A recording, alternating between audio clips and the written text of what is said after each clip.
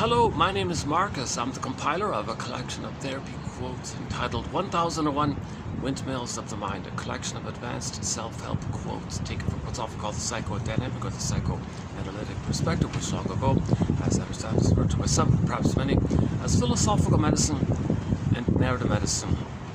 In this video, I wanted to experiment with Miss Forrest's jargon, primary-dependency, written with a dash, and secondary-dependency, also with a dash.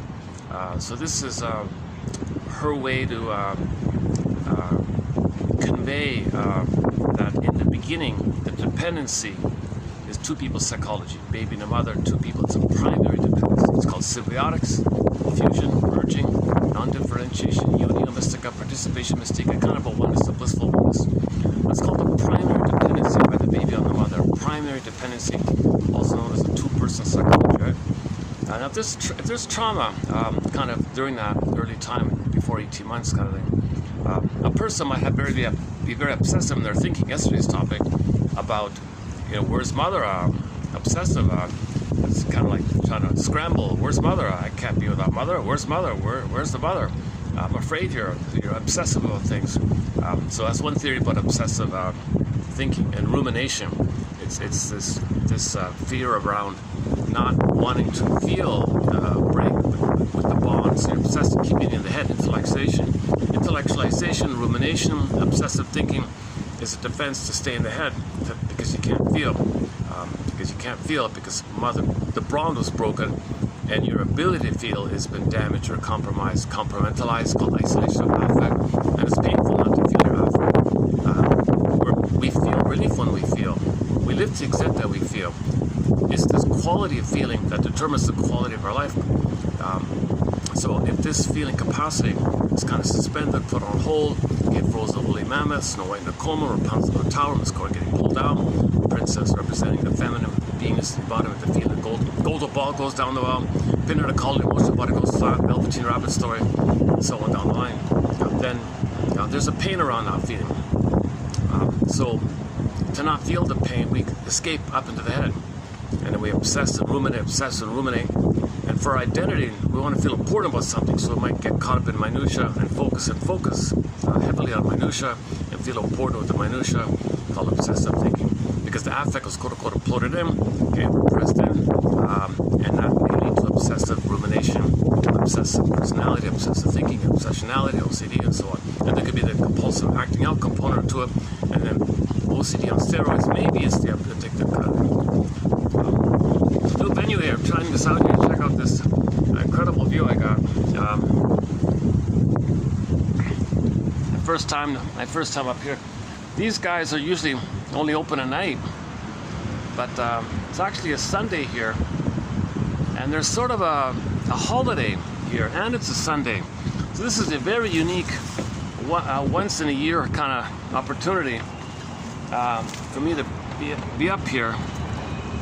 Check out, isn't that great? Look at that. There's the main restaurant, Nice place here.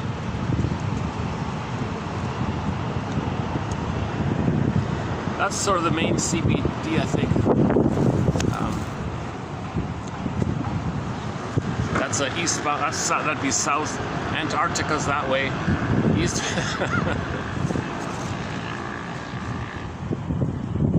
There's a nice little great little patio here.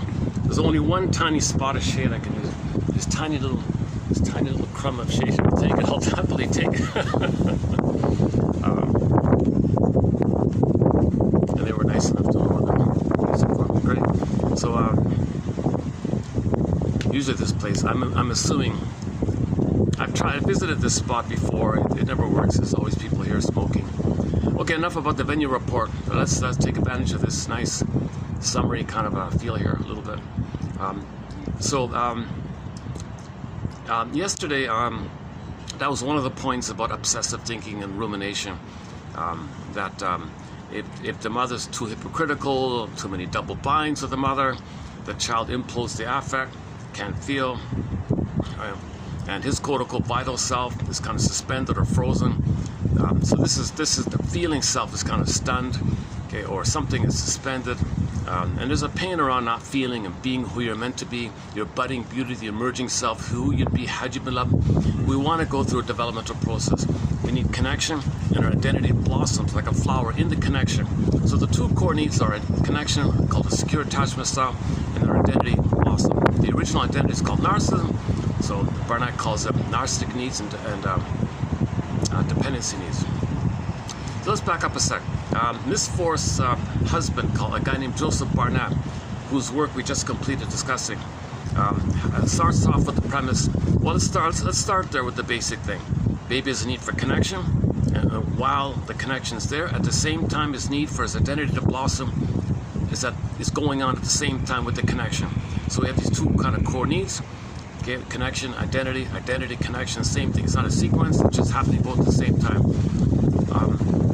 Now, needs are met. If the child's needs are met, called a secure attachment style, rhythm of bliss, rhythm of safety, he can blossom and maintain the connection, go through the process, and then the psychic structure in the mind is I'm okay, you're okay, mutuality, secondary dependency, called Freud and Freude, and people to people, thou to thou, person to person, empathy and understanding for others.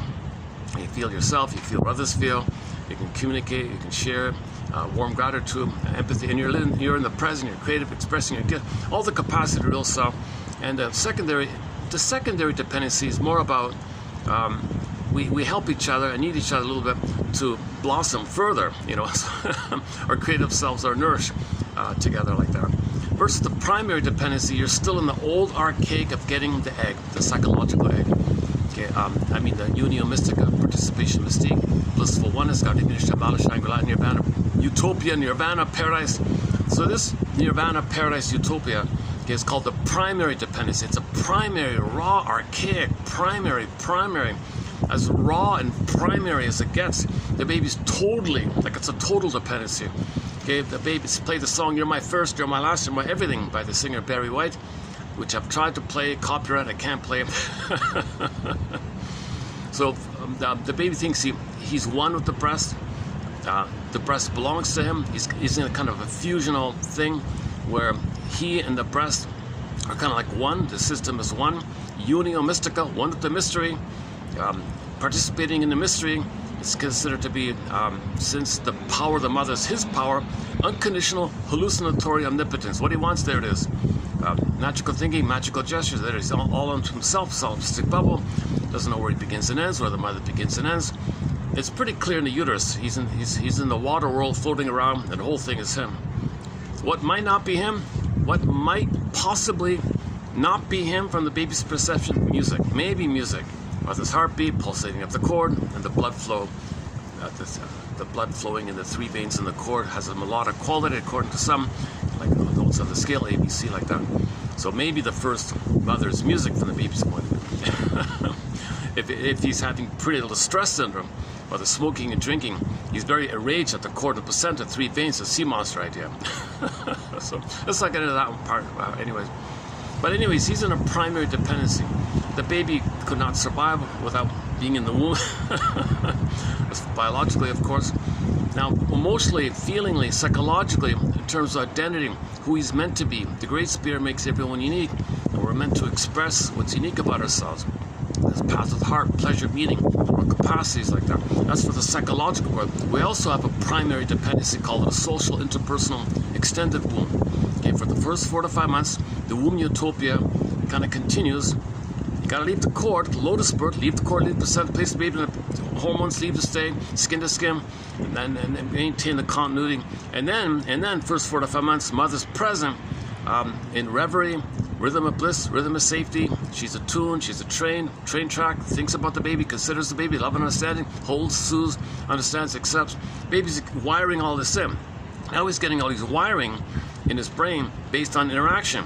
Human connections lead to neural connections. Interpersonal becomes a psychic setup in the mind, like an imprint on how to live. So mother's teaching him how he's going to treat himself. So mother's present for him, he'll be present to himself. Mother soothes him, then he's wired in, the memory's in, the wire is in. Oh, he can soothe himself, kind of thing. If the mother has this quote-unquote reverie or mentalizing capacity where she considers and thinks about what's the baby need, what does he want, how's he feeling, oh, I get it, and then she responds. That capacity is a part of him, and he has that going on with him. So he has the inner safety, because something in him. He's following the circuit laid down by the relationship with the mother, where he can understand himself, soothe himself, recognize himself, and he's safe like that because the memory his mother's doing that. So there's a mother, that capacity is with the mother. So it's a part of it. It's all part of him. Now, yesterday, once again, if that's missing, if that's crashed, if mother's reverie's crashed, the ruminating fills in for it, trying to figure out what's going on like that. Where's mother? I don't want to feel the pain. Where's mother? I got to find mother. Let me believe mother's right. Let me be obsessive. That'll preserve my narcissism. If I'm narcissistic, maybe people say I'm a good boy. Maybe I'm supposed to be perfect and mother will love me. The obsessing, called the ruminating idea. So the first 4 to 5 months, rhythm of bliss, rhythm of safety. And then his feeling self, his budding beauty, his emerging self, she calls it the vital self. We're all born with this vital self. Not a bad phrase. I don't see other people using it. It kind of blossoms like a flower. So this one way to think about it is the feminine is the being, the ontological sense of self. The quality is feeling real and alive. The animating, vibratory quality, feeling real and alive. We want to feel real and alive. We're like a hum or something. And that's part of us. That's our home with them. That's our soul, our ensoulment, our embodiment. We feel embodied. We don't want to feel disembodied or empty like that. We want to feel existential, all that pain like that. Don't want us to feel hollow and empty. We want to feel rich, warm inside like that. So that's the true self, the authentic self, the vital self, the core self, the real self, the embodiment, the ensoulment. Now, a symbolization of this quality. This is called the feminine, like the moon, still powerful like the moon. Okay, the fairy tale would use they call anima, soul, ensoulment, so princess, calm, present. So they took a princess. Now, a fairy tale would represent damage to the vital self. So the princess would morph into a bird and fly away. Or she'd be in a coma like Snow White, locked in a tower like Rapunzel, oppression. So in the swoon one, crack on the earth, Miss Core gets pulled down, the chasm, swoon, now you're numb. So the pain of losing your soul there's the brain sends you endorphin. Dickinson calls it the swoon. There's a pain so utter, swallows substance up, your core self up, that the person goes into a swoon. The baby had a great hope for this connection with the mother. A great hope fell. You heard no noise. The wreckage was within. Oh, cunning tale that let no innocent child doesn't know what's going on. No time, pain, repeat, pain, repeat. He may go through life repeating the interaction, hoping to get mother's love in the past. All dysfunction, all repetition compulsion, all negative magic gestures, all symbolic acting, all oral fixations, all dysfunction is the hope to get mother's love in the past. Now, the unconscious doesn't know time, so all time is that time, but there is time. That's why we say it's in the past. The present is still the past from the unconscious point of view. Yes, consciously, the ego splits. We understand the present is the present. We pay the bills, drive a car, and all that. We understand the present. But in terms of what we're feelingly need, what we're in our relationship, what we're trying to get back our ensoulment, we're in the past dealing with this unresolved pain, unprocessed trauma, unfinished business. Mother, where are you? Where are you? So the cry for mother is to reach for mother, not remembering that mother hurt us. So you reach for the symbols, it doesn't work, but the pain's still there. The mandate's to reach your mother. Okay, no baby will survive out of the mother. So look, mother, where are you? So in effect, the baby's a love fugitive from the love that he seeks. Not remembering mother hurt him, but searching for him. Pain, reach your mother. Pain, reach your mother. Never remembers the mother hurt him. Never identifies the mother hurt him. He needs to know. He can't know. He cannot know mother hurt him. Reach for mother. How do you reach for mother? Beyond the critical wiring of the ears. Well, you look for symbols. Yeah, you look for unconscious symbols. Enter all the oral fixation, drinking, smoking, gambling, promiscuity, and so on. So you reach, it fails. Reach, it fails. And you're in this kind of Klieglos, mindless repetition, treadmill, hamster wheel. Is Tantalus, and so on. So you're doing the same Santia, the same thing. Reaching for symbol for mother. Cookie's not mother, but I had to reach. It didn't work, but it's familiar. Pain still there. But for a moment, you're distracted. Your mind is on the hope of the chase, so it feels exciting because you believe you're going to get mother. And when you get the cookie, that's an ersatz self-object that triggers the remembrance of once upon a time being one with the mother. If you can remind yourself of when you were one with the mother, you get some happy chemicals from the good old days, which blips up with the pain you're feeling, goes down, chase again, blip the past. The happy chemicals blip up, they fall down. Okay, you're in pain, chase, because you're in pain. Mother, where are you? Cookie. Oh, I felt better, but it was fake. It's an ersatz self-object. The cookie is an ersatz self-object. It's not a real mother. But it's you gotta chase. The thing is, the baby's got to chase. So what's he going to chase? will chase for a fantasy. But the chasing for the fantasy is dopamine, so it's exciting, and the triggering of the happy chemicals of the past gives you, for a moment, some relief of blipping up the chemistry related to the memory of being one of the mother. Oxytocin, serotonin, get love and safety and pleasure, pop up over the pain you're feeling. It's just a momentary thing, it's just a remembrance kind of thing, lasts for a few seconds, whatever, goes down, the pain's still there. The set points after trauma is too high, the pain, the cortisol, pain chemistry, chase, fight or flight, cortisol, adrenaline. The set is kind of too high with trauma because you're always hyper vigilant, hyper alert, and the happy chemicals, oxytocin, serotonin, are too low. So even if you get something, you don't enjoy it because you don't have the chemical wherewithal, right? So in the Twilight Zone of late, I think of Cliffordville. The guy was a trillionaire. You can never enjoy anything. You've seen one thing, you've seen them all. Like, you've seen one tree, you've seen them all, or you've been to one park, you've seen them all, whatever. You couldn't enjoy one.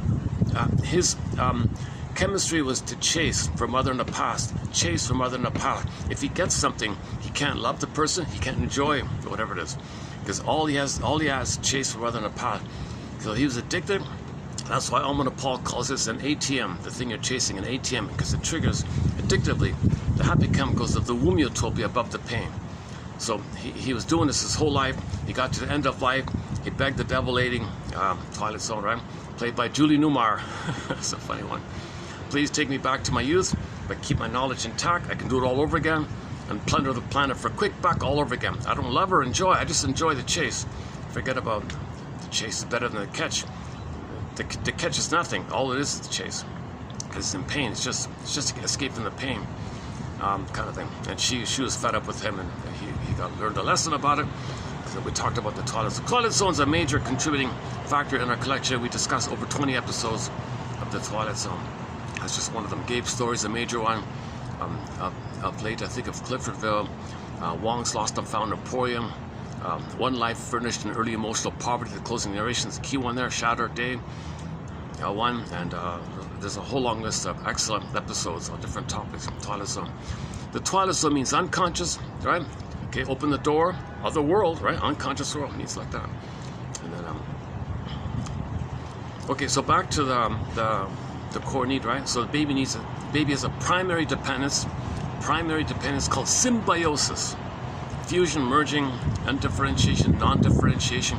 It's a blissful feeling, apparently. It's considered no time. He feels like he's living forever, like no sense of past or future. He's just in the now, and he's blissed out in the now. And there's no even real place. He doesn't say any like specific place. He's just everywhere. Can you imagine being everywhere and you're happy and you're floating and you're I don't know. That's the theory. And needs automatically met. So it's that magical thinking. He needs something. Poof, there it is. He's a little older, makes a little gesture, shakes his rattle. Mother responds. He created him. He has these kind of, or in the New Age, you think something. Oh, I think it'll come. You know, it goes on with the New Age people like that. That's New Age. A very good book called New Age Thinking by Mel Faber. Mel Faber's books, his trilogy has won a Golden Windmills of the Mind Award. A couple of months ago, we issued the latest Golden Windmills of the Mind Award to Mel D. Faber's trilogy. New Age Thinking, excellent book. Religion, the infantilizing process. And the other one is The Psychological Roots of Religious Belief. It's kind of a progression like that. They're excellent books. So he talks a lot about symbiosis as well. You know, one thing he...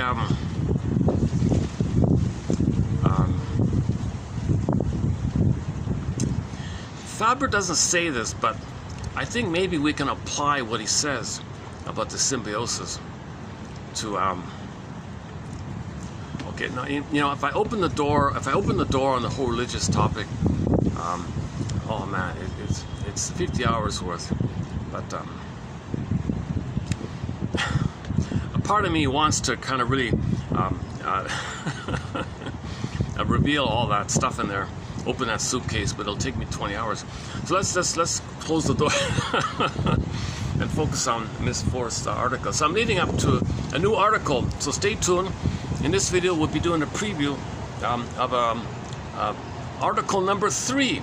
So today we'll be previewing a third article of Miss Forrest. Again, Tess Forrest is a family PhD in family therapy. At the same time, she was the wife of Joseph Barnett, a medical doctor, shrink doctor, whose work we just covered. Okay, so Miss Forrest here, the wife, has the phrase as a simplification: primary dependency and secondary dependency. So you can think about the phrases with primary dependence: limerence, spellbound, love at first sight, just one look, we're one, we're floating. Okay, play the music video "Love How You Love Me" by Melanie Thornton. The couples are walking around. She's got a symbiotic need, he's got a symbiotic need. They each remind each other of the rejecting mother simultaneously, so they both are spellbound and they're floating in the air. They drop their bags, hold hands, you see the couples floating in the air. That's like a primary dependence, this blissful thing. Now, it's not, okay, a bit of a question mark, but it sort of makes sense. She talks about we both have both. It depends on where you're mainly at. Under stress, you may go back to the primary symbiosis. You may have a little bit of it, but you want to be mainly in the secondary dependency, where you're growing and being creative and developing and sharing, and you're not demanding exclusivity and mind reading and read my mind. And what are you doing? Extreme envy and jealous. You have a for them pleasure in their happiness and growth, and so you're two autonomous people growing together. So he gets better, she gets better under the we of the secondary dependency, where you need each other to get better and better, versus the primary dependency. You just need each other to stay in a fuse, like blissful, no development, stay frozen in this timeless waiting and waiting to recreate the egg, waiting and waiting to hatch out of the egg. But you're not in the nursery, you're not in the one state nursing with the mother, you're not in the womb. You see, it doesn't work with the primary.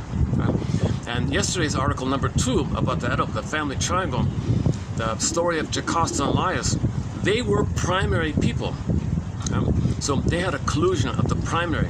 And when the kid came on the scene, okay, first Oedipus and later Electra, right? When the kids came on the scene, they freaked out. Father couldn't deal with him. Mother said, fine, I don't want to deal with it either. So they abandoned him. Oedipus story. So that famous story, Oedipus story, the myth, the Oedipus myth, it's a myth made popular by Mr. Sophocles, right? And he has a variation of it. But the myth is code for this psychology of primary dependency. She has unresolved symbiosis. Jocasta, the husband, Laius, he also has primary. He wants to parentify her. She wants to parentify him. They're both in a mother-daughter. They're both in a parent-child, child-parent fusional thing. So when an actual child comes on the scene, they don't know how to be parents. He doesn't know how to be a father. She doesn't know how to be a mother. They both freak out. It interrupts their little collusion. So they reject the kid. Emotionally speaking, they reject the kid. So Oedipus was exiled to the mountains, right? Now how does a person deal with that? How does any child deal with emotional abandonment, emotional neglect? The child must believe the parents are good. So in the story, Oedipus was adopted by what's her name again? Polybus and Mira something. I forgot their name. Let's just call them Paul and Mary for simplistic sake. Okay, that's code for. Okay, once again, myths are just Picasso paintings for the psyche. They're true on the inside. They're not physical, literal things going on actually on the outside. They're like Picasso paintings to describe the dream world of what's going on within. So what's going on within, if a child's unwanted, he's going to split the concept of his parents and split like that. So Laius was the rejecting father, but he's got to believe the father is okay. So that's the Peter guy, right? And then with the mother, Jocasta was hurtful, couldn't be a mother. So, but the child has to believe mother's good, so she's the Mira, oh, for Pete's sakes. Let's just call her Mary for a time being. So in the mind, you believe mother's good, you believe fathers are good, because for your survival, you got to believe your parents love you, but in reality, they're hurting you. So there's this quote-unquote split like that. That's all that means in the myth, that there is such a thing, that the child cannot know the truth that mother's hurting him, that the father doesn't want him, mother can't mother him, mother doesn't want to mother him, father doesn't want him, that rejects him. So he lies to himself that they're okay for survival. That's the split in the mind. Like, okay, this thing about the Oedipus story was discussed yesterday. I'm going to redo it because I was feeling a little fatigued. yesterday. I want to redo that article. By Miss Forrest on the Oedipus story. She makes a lot of great points in there. She's an excellent author. She only wrote like 7 or 8 articles, and I'll cover as many as I can. And even one artist drew some portraits of her because she was a fan of her kind. So look up the painting called Tess in Blue or something.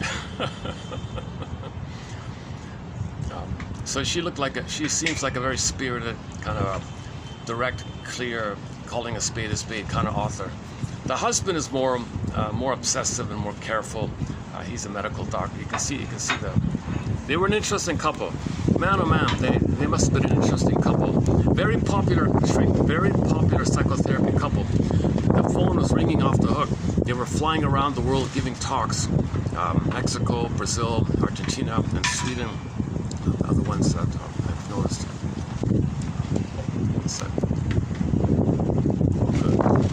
Clean as clean. When I arrived, it was just full of ashtrays that were overflowing. Looked pretty bad. Yeah, it looks much nicer now. Yeah, good.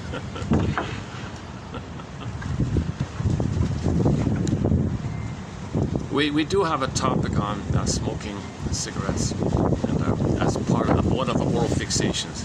When we open the door on the oral fixations, they got many mini doors. One of the mini doors down the corridor of the oral fixation door, the grand oral fixation, one of the mini doors is the smoking one. Okay. Emotional eating is another one, the alcohol is another one, gambling is another one, promiscuity is another one, and so on down the line. We talk about Kim Mitchell's album, Shakira's album, about weaning trauma leading to oral fixation, weaning trauma. Okay, she pulls away the apple is mythology is the nipple, she pulled away the apple, the nipple, baby's reaching, weaning trauma. Then leads to all these symbolic food, smoking, etc. The cigarette has the added element that apparently it numbs your pain. Like it triggers the happiness of your mother, right? In one form or another. So there's a topic on that. At the same time, it numbs the pain you're in while you're getting the happy chemicals of being one with the mother. So it has a double thing. Maybe it's the unusual appeal, plus the social bombardment of the advertising world, and plus community effect, feeling connected with others, that kind of social thing. And people get together, they can't talk about feelings, so numb your feeling here, numb your feeling here, you numb your feeling here, you numb. Oh, good, none of us feel. Now we can be obsessive and plot and plan how to make money or whatever. So.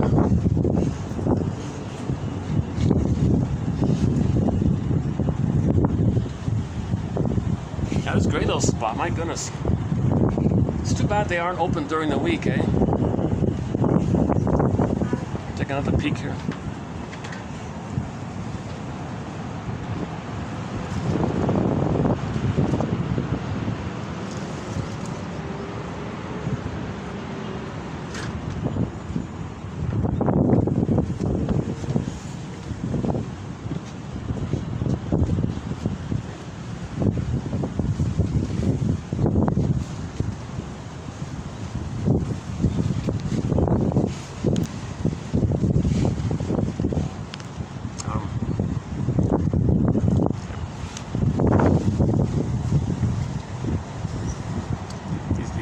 Wooden chairs are awfully uncomfortable. So, solid wood chairs. All right.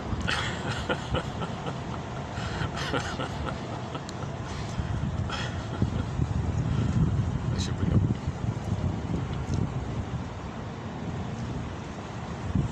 All right. Okay. It's a pain in the,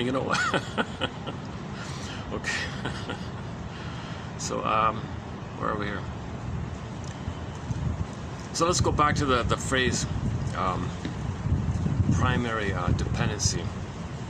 So again, you associate primary dependency, and you'll see it in the article here, with falling in love and just won't look. Okay, play the song Be My Baby. That night we met, I knew it instantly, I knew it. Cupid's arrow, like a sudden thing, it's a triggering thing. Somebody reminds you of the mother who failed you. My mother failed me, you're gonna fail me. Oh, it's triggered all up back there, because it's a triggering phenomenon, being Pavlovian, and then for a moment you feel the blissful reunion, so to speak, the present emotional reincarnation of your mother in the past, so you feel that blissful union. The chemistry is the blissful feeling that you're feeling back then. You're feeling it now, the floating feeling of falling in love. It's called transference love, infantile love, puppy love, infatuation. Limerence is a good one. And you're the limerent, and she's the limerent object kind of. So this is the hope to resume development, the hope to get the oneness, the hope to get the primary dependence called symbiotic transference, symbiotic oneness, to resume development, recreate the egg. You can't go back in the nursery, but your unconscious doesn't understand reality. Your unconscious is not logical, it's not reasonable, doesn't understand time. It's powerful, it's driven by the perspective of that survival mind where the baby in survival mode needs oneness. So he's demanding the oneness. And we're consciously co-opted by the puppet master within this imprint. It's the one who walks with the puppet master, inner child of the past, the construct, mental construct, assumption model, internal working model, internal theater. All this setup inside, all these memories inside. It's the one who walks with us, who's not like us, who is us. Someone's living my life, I know nothing about him. The repressed self, the hidden self, the secret self, the double self, the shadow soul. Everything about you that you don't know, and your needs are not met. And when needs are not met, you still keep trying to get it without awareness. But that's the herein is the phrase dysfunction. If you still try to get those needs met beyond that critical wiring time, you're dysfunctional because the present is not the past, but the puppet master doesn't know time. All time is that time. So here you are looking for somebody who to recreate the oneness. It's going to fail. You'll obsess. Okay, part of falling in love, there's a lot of obsessiveness. You can't sleep. You're in delirious euphoria. You're floating, and you're obsessing about the person because it's this issue of called separation anxiety. I don't want to be reminded of mother failing me again. Hold on to mother, but she failed me. I need mother, but I can't have mother. What's going on? So you're obsessing about this, trying to figure this whole thing out. The conclusion of this obsessive topic is the way out is called mourning. We're trying to admit and we're trying to know the story that we were failed. The greatest servant of mother failed me. She betrayed me. Give thee all hope for a better childhood past. Give thee all hope that you're going to get the primary thing met. Okay, consent that it happened, and then you can do the mourning process. Okay, then that's called the firebird and the phoenix and the abreaction, the catharsis, the emotional knowing, and then in the Disney film, the orbs are rushing up, and you feel real alive again. You come alive again, and your identity comes to the feeling. I feel that I am, and the identity comes along at the same time with the feeling. So when you feel with the sadness, and your identity is alive and up with the sadness phenomena. Robert Bly's main message: grief is the doorway to identity and feeling. So you want to feel safe to tell your story, to really make yourself aware that the present, and understand what happened in the past. And then you feel the sadness. Oh my God, all this time lost, my potential lost, unlived life, all this time, just looking for mother symbolically, so cigarettes or whatever. Is you feel when you feel safe, you'll feel sad, and there's a deep release called the mourning. When you get a deep acceptance of the trauma, you got to understand the situation of why the mother failed. Okay, and then there's a whole topic called the 50 ways mother fails. How's the wind? Are you hearing me okay? I'm trying to block the wind because it gets muffled with the wind here. Thank God for the wind, but it's okay, right? Are you still hearing me okay? This is still the only spot I can use. If I go right to the door, then people might just walk in. I can't do that. I gotta get away from the door. Okay, should be okay, right? Oh my God, these chairs. Next time I'll bring my. What next time? This is a one-off thing. This is probably only a one-time thing here. I didn't know there was some kind of like a local kind of a festival kind of acknowledgement, not like a formal public holiday, but sort of something that's observed. A lot of shops are closed, and not many cars out and things. I noticed walking over, most of the things were closed.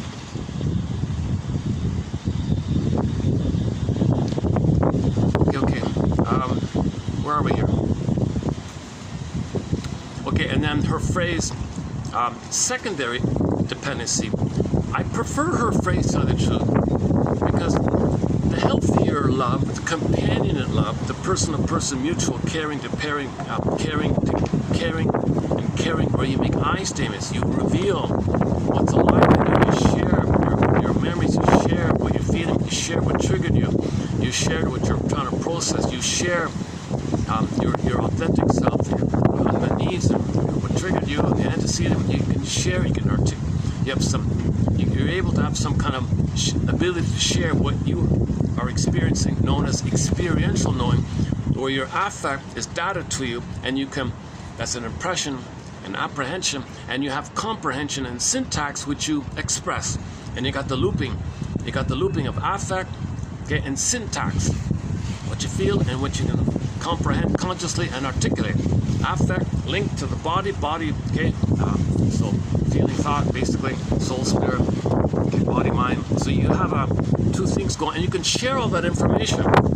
You know, when that happened, I felt this and I can articulate it. So you have an impression within, data within, affect within, apprehension within, okay, syntax, comprehension, expression, and you articulate to somebody like that, and you have this ability to reveal what's intimacy. This is called intimacy, intimacy. You share what's going on in you, so the other person can see into you, because you can share, you can express, you feel data, and she maybe mirrors and hears you and reflects back a little bit, and it's a relief to have validation, it's a caring witness, and they can do the same thing, and you just go back and forth with the talking stick, like a couples conference, and you have a little ritual, a little process where you talk about it, and if you're blocked, well, you notice you're blocked, and you have you can create little rituals maybe, or some kind of.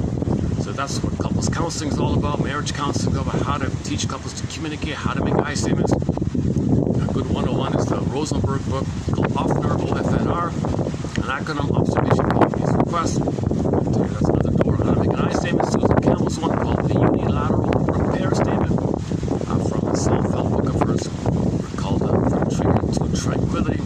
I think that's her last book. She wrote it in her early 80s. That's like her final book. That's her lifelong quest, how to make an I statement. She complained about in relationships, same old arguments, same old breakup, same old arguments, same old breakup. Oh my God, we gotta talk here. How do we talk? Well, here it is, people. Unilateral repair statement. Just little steps like that. So I think you can blend the two, Rosenberg's and Ms. Campbell's. That's just one version of I statement. The elementary 101 beginning of it, just simply, very simply, when that happened, I felt such and such. You gotta start somewhere. You know, when that happened, when I heard that, when I heard you say that, or when I saw that, or when I heard about that, I felt such and such. And then you go deeper beyond it. They gotta start somewhere. Okay? As opposed to going with this, you that.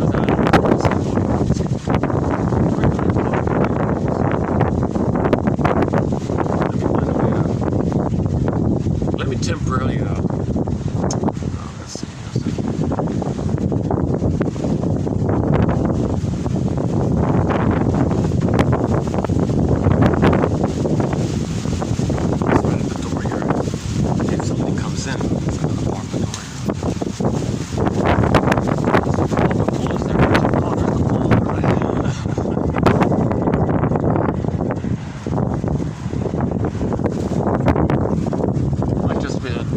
Gust of wind. Let's wait a minute.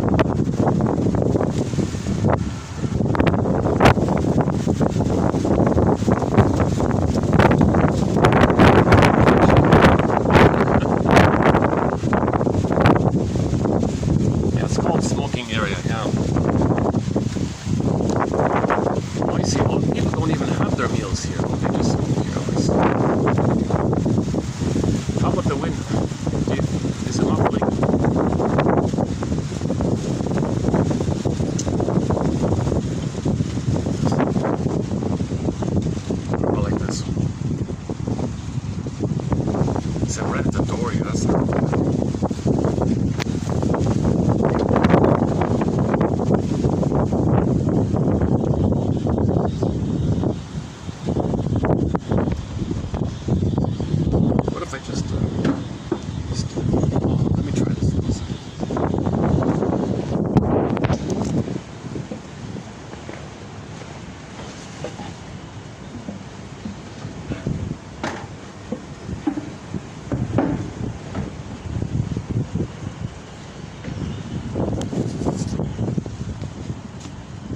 that a little better?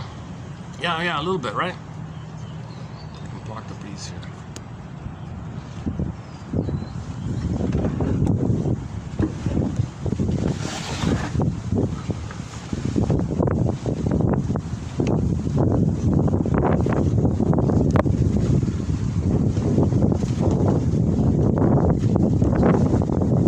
Okay, let's do this then. Let's just jump into the article.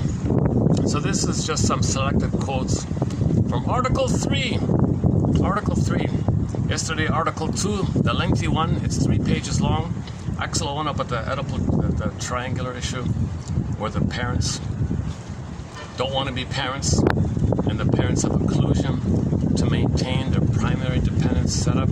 So it's competitive, it's hurtful to the kid, a whole story like that. And the Article 1 from Miss Forrest, she described a marriage between two depressed narcissists, and she had an image of she made up I don't know if it's as a metaphor to describe the emotionality of two narcissists getting married, and they're competing, and he thinks she's number one, she thinks she's number one. It's symbiotic, it's primary, they can't get out of it.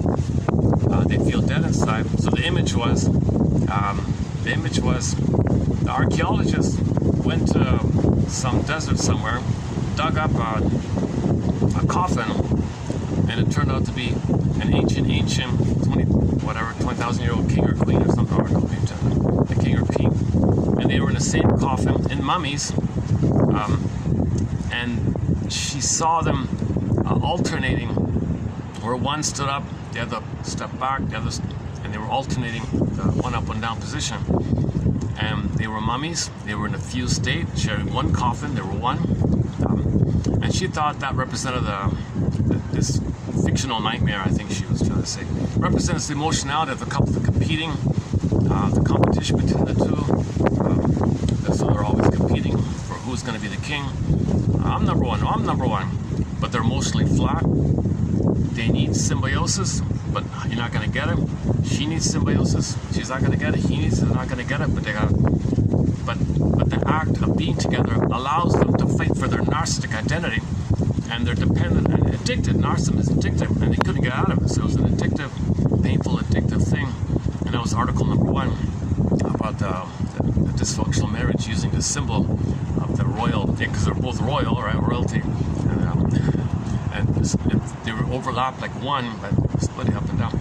So it was like a fusional thing, and they couldn't get out of it. They're stuck in the target of they couldn't get the symbiotic. They couldn't get out of it because there was no love in there. They were stuck like that, and they were fighting all the time. And then you enter all the passive-aggressive games, where she doesn't do what he wants, and he withdraws, so he's number one for a minute, and then she does something, and she's number one for a minute, and they're doing this competing thing all the time. But the emotionality is they're mummies. They're dead, right? So Andre Green has the image of the quote-unquote dead mother in mind. You're not going to get love from a mother in your mind who's like an ancient mummy wrapped up in mummy cloth or something. And she's in a box deep in the desert somewhere, been like that for 10,000 years. You're not going to get love from something like that, right? But you're stuck. But two narcissists are kind of competing for that. You're never going to get it. Compete, never get. Compete, never get. But they need the competing to never get. Because when you're competing, that time you're competing, that's your identity of narcissism, where you're a king and a god, and he's a king and a god, she's a king. So that's Article 1, the Oedipus drama 1. Okay, so we went through the story a little bit, but about the triangle issue. That's a good one. That's the best. I'm going to go out on a limb here for a minute, and for the time being, as far as I can recall, that's the best article on the Oedipus myth. The best article or essay on the whole the myth of Oedipus, on the complex. Remember, it's not an outer thing, it's an inner thing. The marriage just means the fusion. Okay, when the mother doesn't love the baby, stuck there. So there's a oneness in there, the father's not around, right? And in reality, that can take place inside when the father I can't be a parent, so he removes himself or emotionally rejects the kid. Okay, and then that's the exiling idea, and it goes on from there. You know, Miss Forrest is a little bit unique because she's the first female therapy writer or whatever, psychotherapist writer, to really kind of balance the scale of this hyper, all I've ever seen is hyper careful wording of the mother. Maternal libidinal unavailability. So Mahler and Masterson used that, and I've been using it here as well. Maternal libidinal unavailability. How polite can you get? Emotional dyslexia. Okay, emotional impairment. Okay, emotional warping. Okay, mother's emotionally unavailable. Mother's preoccupied. Or mother's dysfunctional. She has a more blunt. She has a way more calling a spade kind of thing, which I don't want to really repeat here now, but that's coming up in the future. Maybe that'll be article number 4. So let's now do article number 3. Are you ready? Fasten your seatbelt. Can I do it like this? Okay. I got a cactus here. I think, is that a real cactus? Is that a real cactus? Well, that's a real cactus, eh? Well, wasn't there some news item about you can recycle the cactuses? Oh yeah, there it is there, yeah. Cool.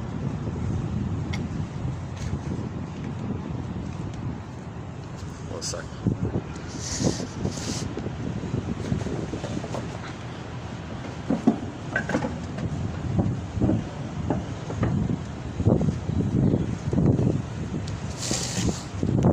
How's it now with the breeze? Is it okay?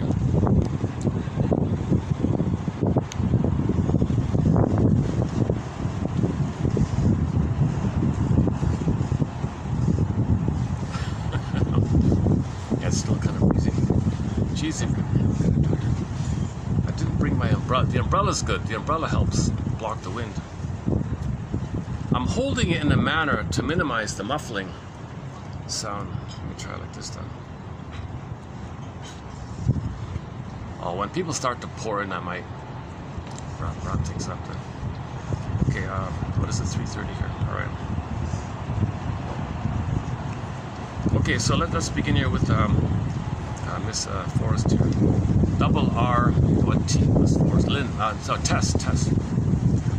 Okay, her articles go by her maiden name, Tess Forrest. I've seen some references, it's hyphenated. Tess Forrest Barnett, my husband's Barnett.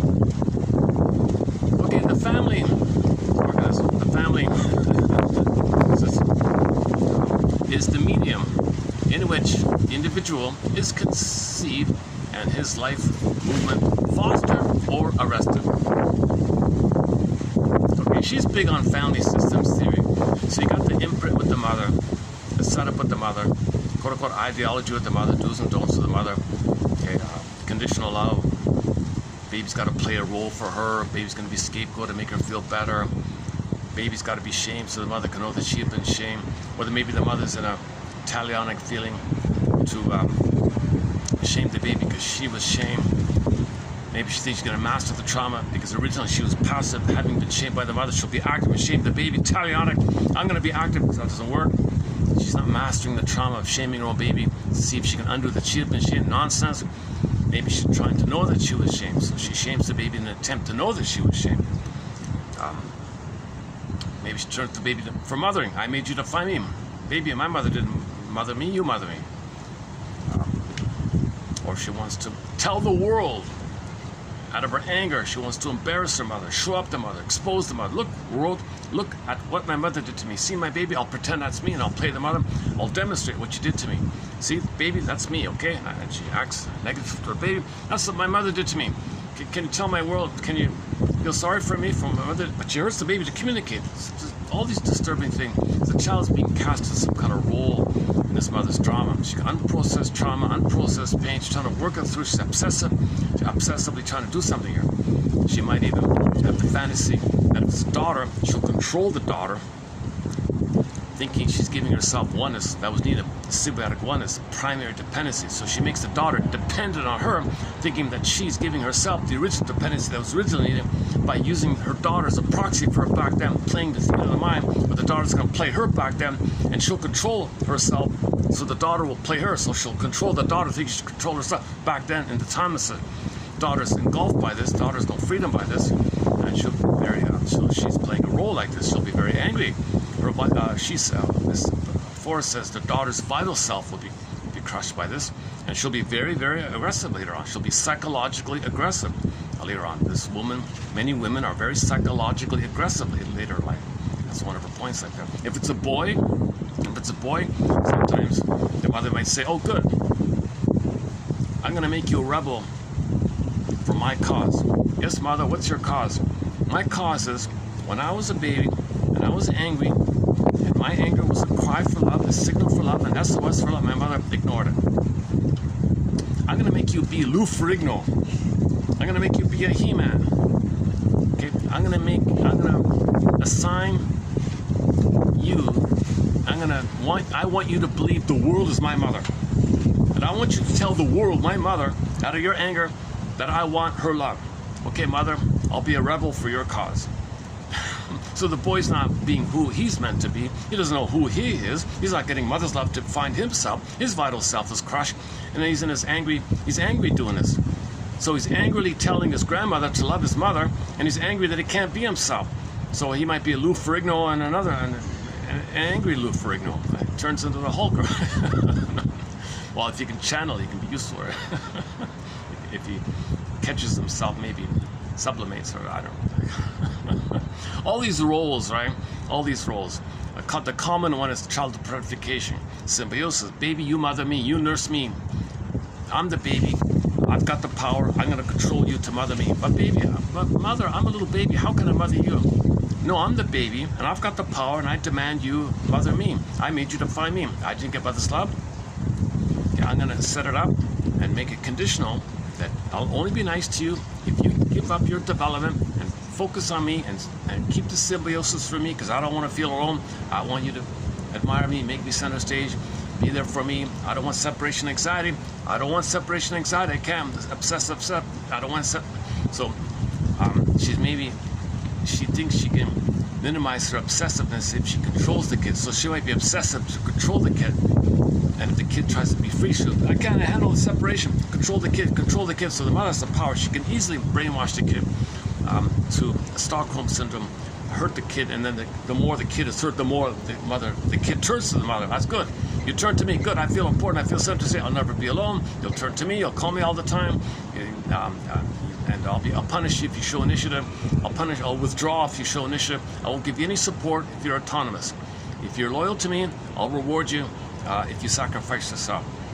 So the mother's doing all these kind of things. Go to the short section, the one that starts with the phrase 10 ways. The 10 ways mothers do this kind of thing. Okay. Back to the article. Oh man. This. How do people sit in these things? It's just like sitting on a.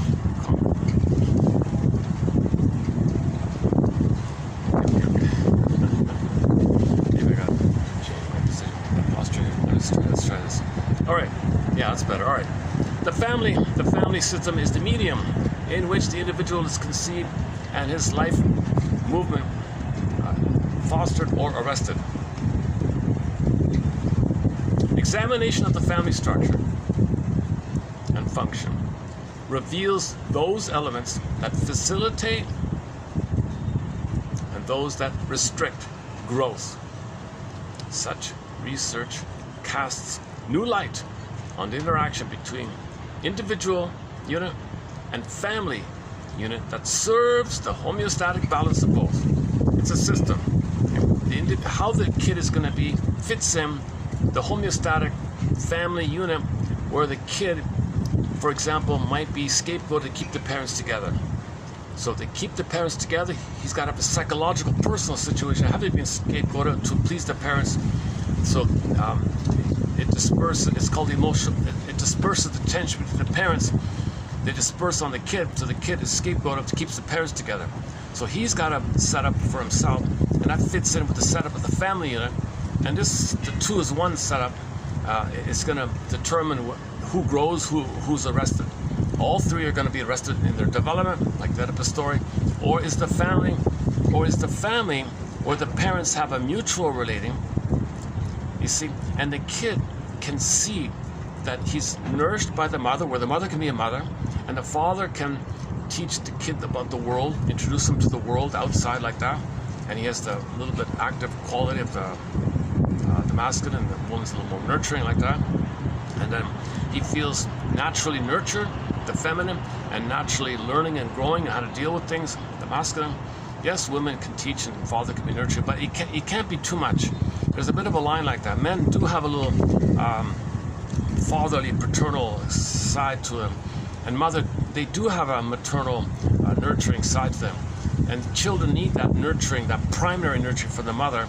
And later on, the father's around. It kind of breaks him out of the oneness, and now he's starting to learn about the world. The father's like, so this is called a healthy triangular situation where he's nourished by the mother and learns about the world with the father, and there's a healthy triangle.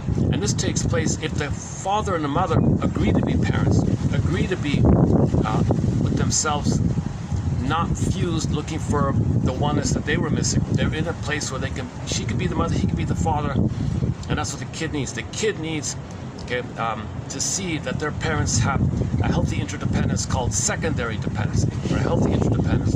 Not a primary fusional thing, not a symbiotic stuff.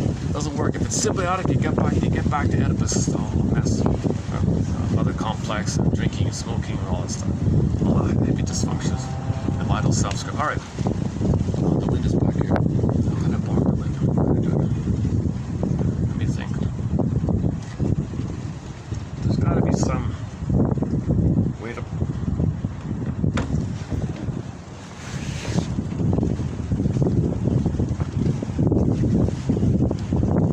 What if I use a bag? I don't want to accidentally turn off the phone. What if I just create a bit of a...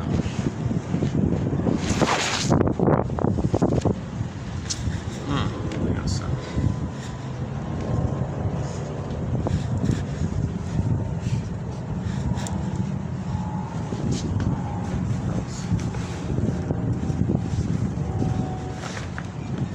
Oh, okay. Let's try it. Okay, how about this? Just drop this up here. Maybe I can better buffer the wind here. Is that better? Yeah, I think so. Yeah, a little bit. All right. Oh man, I'm in physical. But it's worth it. I want to get these quotes out here. It's a minor price to pay. Okay. Next one here. So, okay, family systems theory. Okay, the interplay between the individual defenses and the family defenses.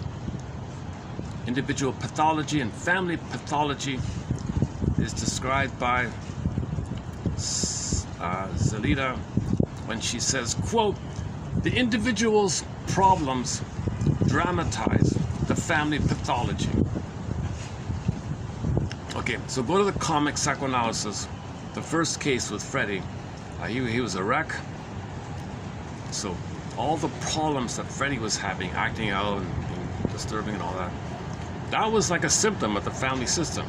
That's what she means here. So if one member of the family is sick, that kind of tells you about the whole system. He was scapegoated. So Freddy was scapegoated in the comic. Once again, 1955 comic called Psychoanalysis. 6 years ago, the complete run got issued again under Dark Horse Publishing. Okay, where's the next one here? The family system. The assignment of functions to its component members. The patterns of behavior that the family identity allows and requires. And the affective interplay it's cast.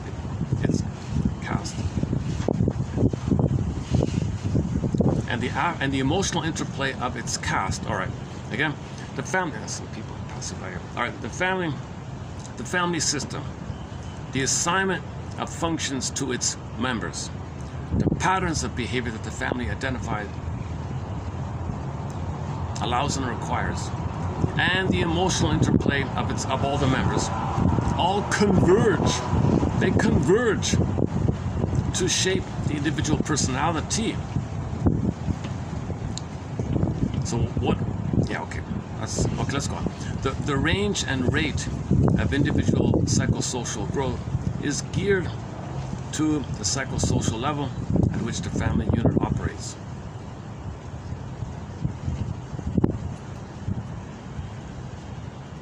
The range and rate of individual psychosocial growth is geared to the psychosocial level at which the family unit operates. To clarify what may be, okay, here's what I'm leading up to, this one here. To clarify what may be implicit in the concept of ego development from symbiosis through differentiation and separation to intimacy. Get the developmental process, so you're fused. The world is my oyster phase. You start to differentiate, you start to separate, then you have mutual, person-to-person, companionate love called intimacy here, healthy intimacy. I offer, I've never heard anybody use this phrase. I can't believe it. It's excellent. I think it's excellent. I'm gonna use it myself. It's excellent. I offer, okay, so here's a huge, so her first contribution, I think, is that Oedipus article. I think this is her second contribution, this one here. I offer the theoretical constructs I shall call primary dependency and secondary dependency. What I like about it is it kind of corresponds with the primary process mentation, Alice in Wonderland, fusion, okay, no time, dream world, myths and fairy tale. Getting secondary mentation, your conscious, reasonable reality, ego logic. So primary mentation is the earlier, later it's a secondary mentation. We have these two mentations, right? So she says, well, in their primary mentation time, at the same time, there's this primary dependency. It's all primary mentations. That's why it's so intense and mythol. All these myths and fairy tales are code for this. Secondary mentation, it's the practice. It's the more reasonable, reality-based kind of things. You have an identity in a secondary mentation. You can share and reveal what your identity is about. But in the primary mentation, neither have an identity. They're still fused, looking to resume the early archaic development that was missing. See, that's what she means. Primary dependency and secondary dependency. Primary dependency is the need of the infant for a symbiotic attachment to the mother figure who provides food and care necessary for survival. The gratification of primary dependency assumes a unity of needs and identity of purposes. The conjunction of incomplete parts to form a complete totality. Okay, so the kid can't be on his own at all. Like the two makes him one. Like, all right. Secondary. This is when couples say, "You complete me." Like we're interlocking pieces of the puzzle. I can't be on my own without you. I'm nothing without you, but with you, I'm everything. Like this kind of thing. Secondary dependency. And notice the songs. Most songs are about this primary dependency. Can't live with you, can't live without you. Yearning, constant craving. Okay, another copyrighted song, constant craving. A love sick and love madness and love hurts and you betray me in all anger and run requited and yearning and waiting.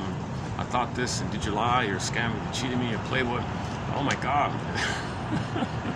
How do I deal with it? Oh, not again. I fell in love again. Another lonely castaway on a ship that didn't want to be put out to sea. I can't see any stars tonight. I'm at the mercy of an unknown destiny. Okay, a song called Lovesick by Rick Santers, one of our musical voices. I'm waiting for his next single to come out. His brother Mark Santer is playing in a cover band led by Carl Dixon,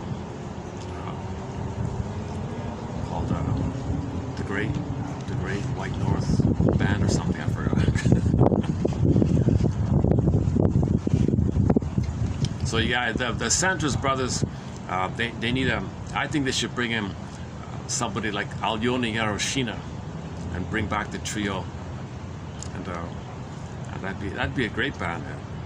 The Santos brothers, and or I don't know, like Beatrice Deer or some. They got to bring in a gal in there. They're two masculine guys, right? They're two macho guys, so you got to bring in some feminine energy in there.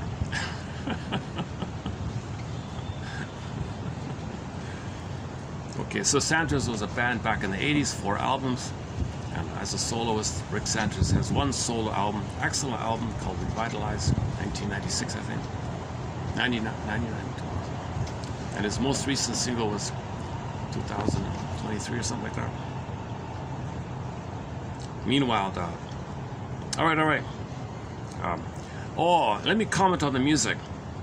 A lot of great songs we posted recently. Tiana, a woman named Tiana, has an incredible song called I Pity the Child. What a great song. Man, oh man, she only put out 1 album back in 1969. Tiana, check out that song. I've talked about it. Okay, from the Ivory Coast, a pop diva by the name of Nyanka Bell, Miss Bell. We got 3 great songs from her on there. Okay. A folk singer by the name of Lucy Stemmel, a song called It Isn't True, about Arrested Development. It Isn't True. Another great song we talked about.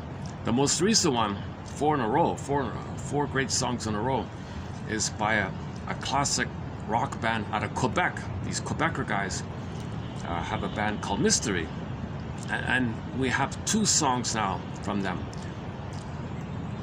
One called Heaven Can Wait. Okay, it's not a cover of Meatloaf, it's just their song, Heaven Can Wait. And the main one of theirs is called The Inner Journey Part 1, which is all about grief. It's a poetic journey, visualization about the grief process. Excellent song. And then yesterday I featured a 3rd song, which I think will include in the soundtrack, called How Are You? How do you feel? Just simply, how do you feel? How do you feel? It's okay. So man, oh man, 4 great new musical voices added to our soundtrack. Mystery, Nyanka Bell, Tiana, and Lucy Stemmel. Man, oh man. But Omawumi from Nigeria is on there. Okay. Willie Dunn from the Mi'kmaq singer. A lot of classic rock, many genres. A lot of songs from all around the world. Malaysia, Ziana Zain is a major voice. Ziana Zain, one of the greatest singers. In my humble opinion, the greatest singer of all time, I think, is Ziana Zain. We've got 17 of her songs on our soundtrack. She's the most prolific musical provider of songs to our soundtrack. Is Ziana Zain. It's pretty much all copyrighted, so I rarely play it. But man, oh man, it's great music. Turkey, a lot of songs from Turkey, and a sprinkling of songs from other places around the world. One from France is by Zaz, a couple from Germany, Italy recently. What's his name? Aldo.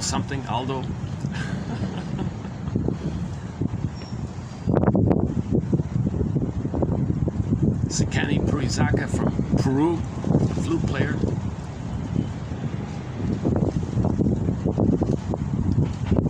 Deli Ristic, a cover singer from Brazil, doing Kansas's Carry On Wayward Son. Oh my god, okay. I could spend hours talking about the soundtrack. Okay, back to this one here. Okay, can I drop the bag here? There's the wind.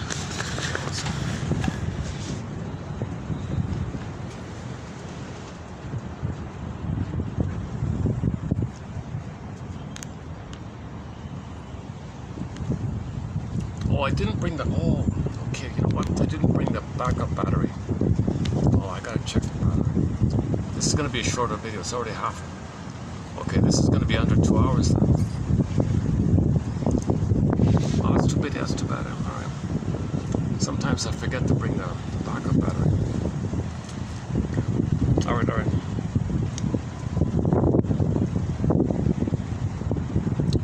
built-in one only gives me about 2 hours. All right, let's go on here.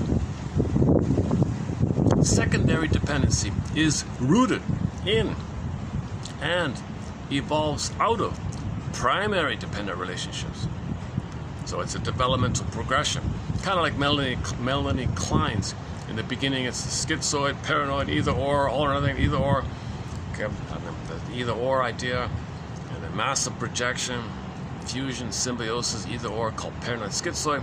Later on, you have an ambivalence of both and, called the depressive position, which is later developed. And you reflected in the humor, where in the paranoid schizoid is dark humor, bitter humor, because others are you, and you play the mother shamed you, others are you, and you repeat how mother shamed you, you become her, Faustian deal. You shame yourself, too much tension, find someone to play you, mock them. The tension of you mocking yourself is dispersed when you mock someone else. There's like the relief theory of humor is when you disperse, you feel safer because you dispersed, someone else plays you, and you can distract. There's less tension of you shaming yourself when you shame someone else. There's a dark humor like that. So if the humor is kind of constant, bitter banter, negative insults, and all these insult jokes, and sarcasm and cynicism, called schadenfreude, that's the paranoid schizoid. A regular humor, like healthier humor, it's not at people's expense. It might be a kind of a fun surprise about learning something, kind of new insights, and developmental, it's therapeutic like that. So you grow and you develop, but the paranoid schizoid humor, it's just tension relief, called the superiority mechanism, where others play you and you shame yourself. And you play the mother who's superior, who was superior to you, but you play her in the Faustian deal. That's the perverse stuff. It's called perverse humor as well. So this, similar to Melanie Klein's theory about the paranoid schizoid position, developing into the both and, either or, both and, called the depressive position. Okay? And likewise with Grotstein's parallel, the dark humor and the healthy humor. Okay, now you got this one here, primary dependency of the unmet symbiosis, fusion, and the secondary dependency, where people to people relating, thou to thou, person to person. And this takes place if the mother is a mother who says to the baby, baby, you're a human being, you're a person in your own right, and I'm going to be your mother, and you're a little baby, and I have delight and respect that you're a person with needs like that. So she's not making it all about herself. I'm a baby, it's all about me. No, she's a mother, she can make it all about the baby. Let the baby have his time. Play the song, I had a good time. I played it once, the Boston song, I had a good time, thanks Ma, I had a good time. I'm kind of struggling with the physicality here. I've never been this physically uncomfortable in my life. These chairs, these are like hard, they're hard as a, they're nice looking chairs. They look like hand-carved wooden chairs and all that. But man, oh man. Maybe it's designed like that. Maybe people drink more or something. No, I'm just kidding. No, you need heavy wooden chairs if you're going to be outdoors, right? You can't have soft, wicker, those soft chairs.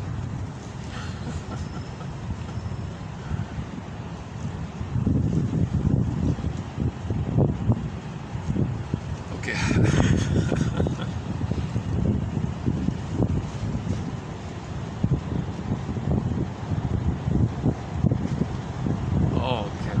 I'm just noticing you gotta be a member or something, but that building near me has a rooftop. I've never been on it, but you need some kind of membership card to get to it or something. And you gotta show it, you gotta bring proof that you're a staff in that building or something. It's only for the employees of that building. They have like a private one. The other rooftop nearby, it's only open at night after 5 p.m. I think. A simple bait, the cheapest drink, it's like a full, it's like the price of a full dinner. All right. That's pricey stuff. Need a reservation usually. Too noisy, you couldn't do a video up there anyways. This is great to have this. I'm on the 30th floor, I think. 35th or something like that.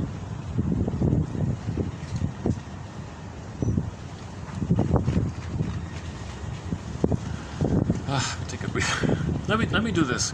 Can I just take a little break? Let me let the phone read this out, and I'll come back and finish it up.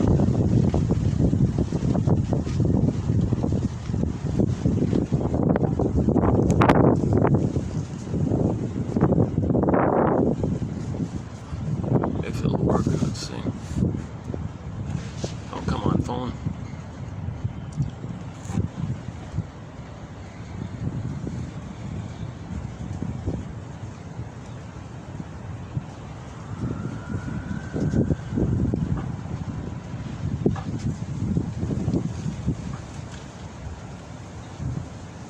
It's not working. It says it's playing, but you don't hear anything. You can see the pause button. Sometimes it works, sometimes it doesn't. So unfortunately, I can't play it out here. What the hell, eh?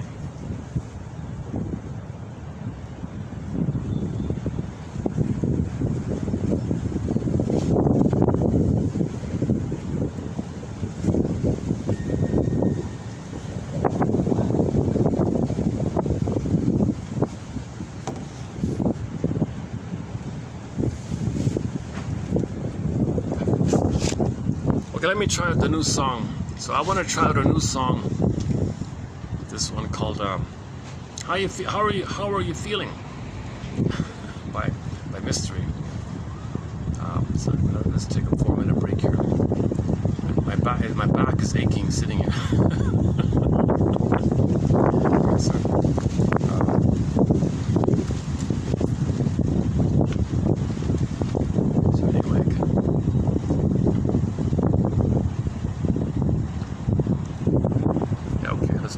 Let's do it this way.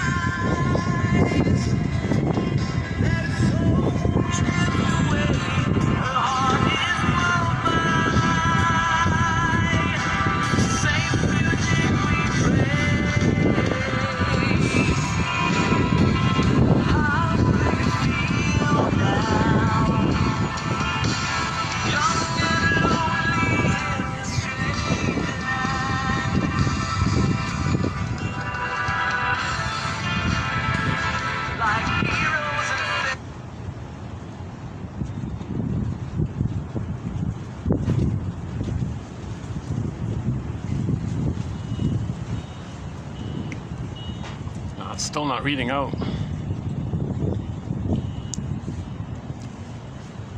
The son of a gun. Okay. I'd prefer the phone reads it out quite well, actually. All right. So back to the difference between primary dependency and secondary dependency. Okay, just to make the point here, while in fact both kinds of dependency needs operate in all individuals, the proportions differ in accordance with the degree of maturity achieved. If we conceive of the individual as having a given sum of dependency needs consisting of primary and secondary parts, then as one part increases, the other decreases. The inverse correlation between primary and secondary dependency needs and modes of relating is illustrated in the schizophrenic whose major need for symbiotic unity rigidly limits his reciprocal exchange with different others to a minimum. So the guy at the hospital, he's dealing with this very traumatized during the oneness time. So he's not going to relate really with others, right? That just to make the point, right? So if the weight or the scale is on primary, there'll be less secondary. If the scale is on secondary, you don't need too much primary. There are several reasons for an inverse correlation between primary and secondary dependency. One is that the fusion of identity in primary dependency obscures the perspective for accurate perception of oneself or of the other that is necessary for secondary dependency. Another is that the individual functioning on a primary dependency level, because of his tenuous ego boundaries, he doesn't know where it begins, where the other begins and ends. Think about the BPD, their identity diffusion. Right? They think they're the other person. They think they said what the other person said.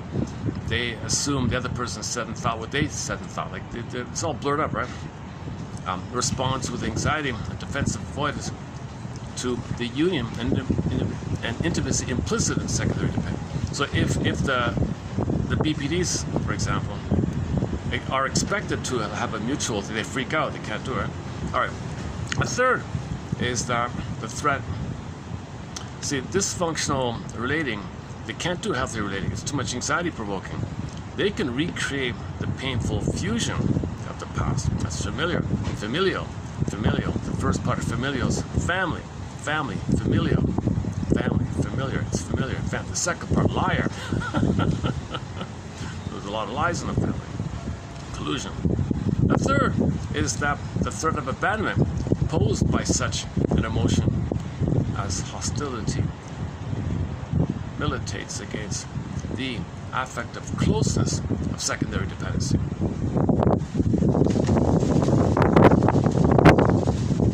Lastly, the primary dependent individual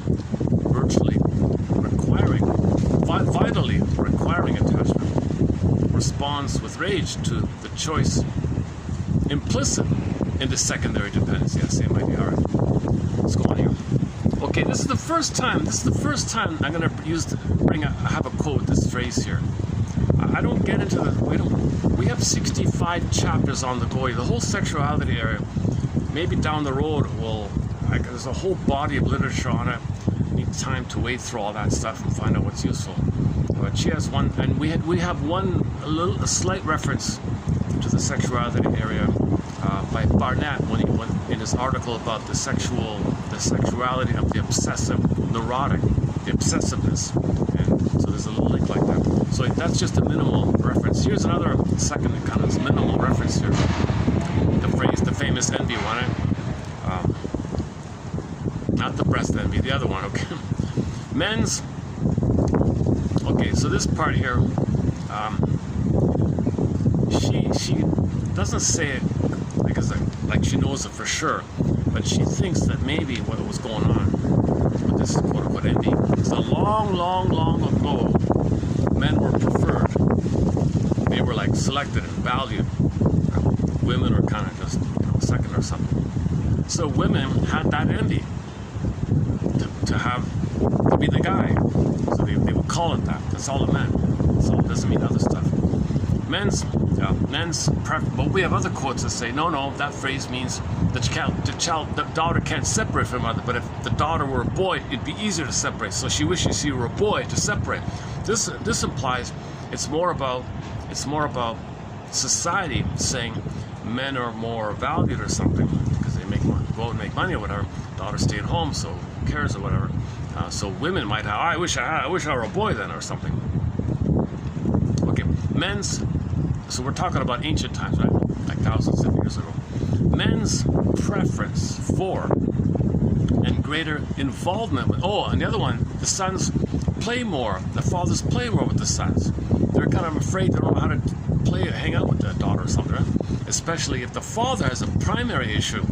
Oh boy, he better, you see, it's complicated, he doesn't know how to do it. So he doesn't, remember the anxiety? He doesn't know how to do secondary dependence. He doesn't know how to be a father. He doesn't know how to be a father if he's got unmet infantile needs himself. He may turn to the daughter for mothering like that. He may have an inappropriate expectation like that. And the daughter's overwhelmed that the father should be a baby and the daughter's got him. And this is the mess like that, right?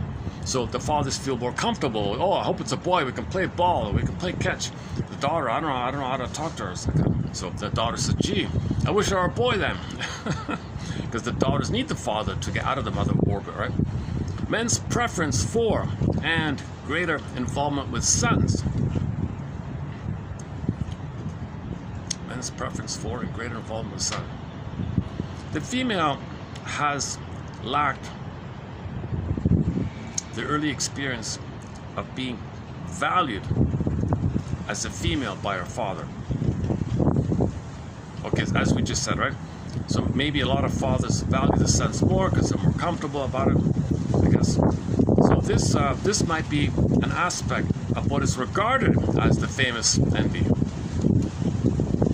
quote unquote. It may well be the daughter's yearning from early infancy to satisfy her father's preference for a son. Oh, father, you wanted a son. Gee, I wish I were a boy then. To satisfy the father, because she needs the father. All right, I just leave it there at that. I'll follow up later. Got the wind back here. Oh, it's nice out here. Okay. All I need is a half-decent chair and maybe an umbrella to block the wind, and we're good to go here. It's a great spot. Man, oh man, it's a nice little spot here. And this is open to the public. This is a restaurant in a hotel that's open to the public. So this is a great little spot. Yeah, I see. When I came here the first time, they said they were only open at night, but I now realize on the weekends they're open all day.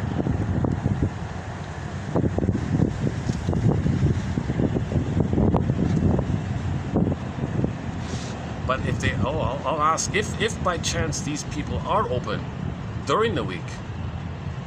No, the holiday. That's not good. All right. Okay, let's try this. Is that okay? All right, let's try this. I gotta spread my pain around. You distract the pain on your back by creating pain in some other spot, right? You titrate it. Sarno says that. Sarno says if you have pain in your life, like emotional pain, you might create a physical pain to distract you from your emotional pain. He makes a big deal about that kind of thing. Okay, where are we here? Okay, we did the MB one. All right. The next one here. The existence of a secondary dependency between father and mother is a vital element for the daughter. Okay, so the daughter needs a mother and a father to be a mother and a father, not infants fighting with themselves, parentifying each other like the Oedipus. If the daughter or son sees that the mother's like an infant, Okay, and the father's like a baby, and she's gonna be in a fake mother mode to the husband, and she's seeing all this. The daughter's emotionally abandoned. That's what it means.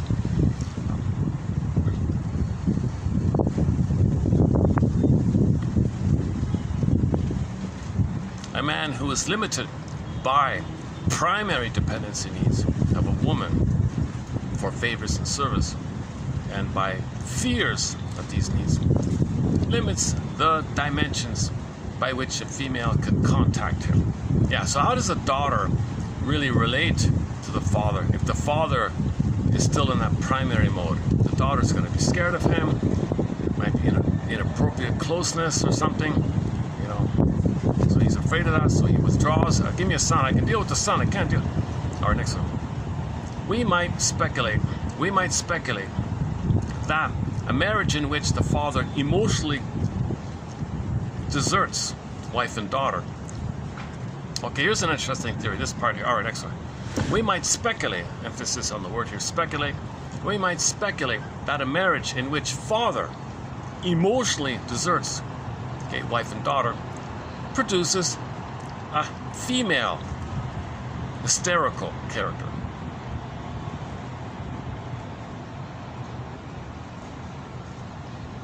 A marriage in which father replaces wife with daughter, produces a female character of disorder with strong acting out impulses. The rage one should be acting antisocial. If the father turns to the daughter for mothering, that daughter is going to be a bully later on, like very angry. The anger is not just emotional or acting out, it'll be the acting out one, not just impulsive like drinker, smoker, or dramatic in her vocabulary or display. It'll be acting out. I see. So if a woman's a bully, antisocial, bully type, okay, maybe that's what's going on here. All right, next one. A marital bond of primary dependency that minimally includes the daughter produces a female obsessional. Again, a marriage bond of primary dependency that ignores the daughter produces a female obsessional.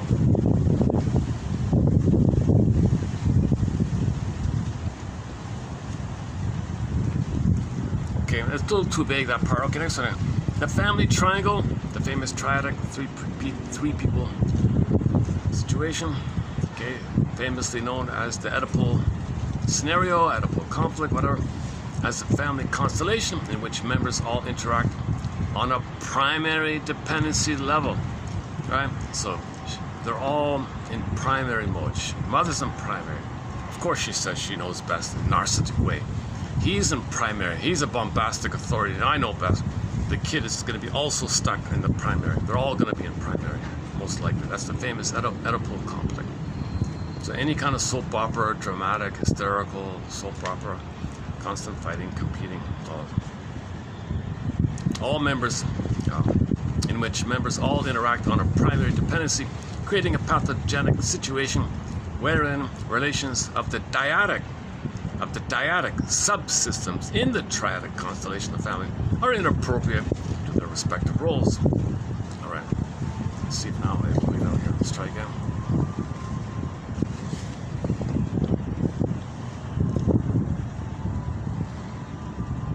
No, it's not going to go. What do I got to do to get there? Yesterday, I reset the phone. I stopped and restarted it. I turned the page over, turned it back on. I'm not sure how this thing works.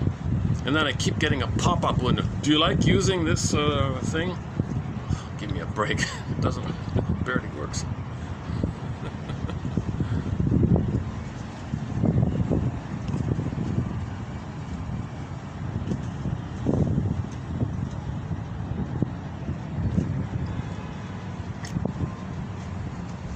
Reading speed. Let's change the reading speed. Let's change the voice. What else can we do here?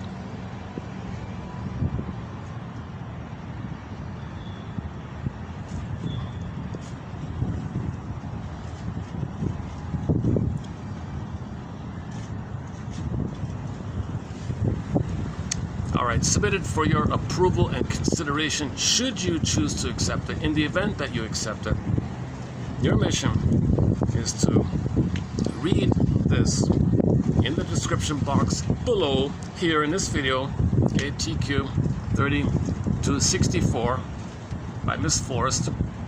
Have a read through it, see if something grabs your attention, and from that moment, say to yourself, what does this remind me of?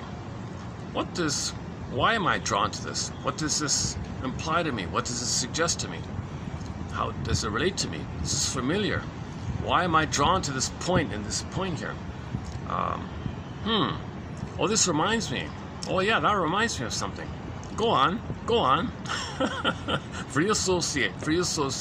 Freely say what comes to mind. Each time you do, the next response is considered a little deeper. Go on, it's deeper. Go on, it's deeper. You're making the unconscious conscious via free association. The image is the dwarves in Snow White. They were miners, they dig down, bring up the gems, they bring it to consciousness. So something unknown about you, repressed, dark shadow in the ground, bring it up to consciousness. So or the fishing idea, or the carrots, rampion, radishes, okay, or something like in the forest, bring to the regular land. This kind, any kind of make the unconscious conscious idea. So free association is an exercise to make you more aware of yourself, like that. So all these quotes are meant to be prompts to free associate with, kind of thing. Oh, the battery off, for Pete's sakes. Yeah, it's too bad I don't have my backup battery. I could hang out here longer. What a pity. What is it? 25%. The battery's at 25%. Oh my goodness. So I've got like 15 minutes left here. Jeez, can I at least get the readout of this? I'd like to get a readout of this thing. Let's try again.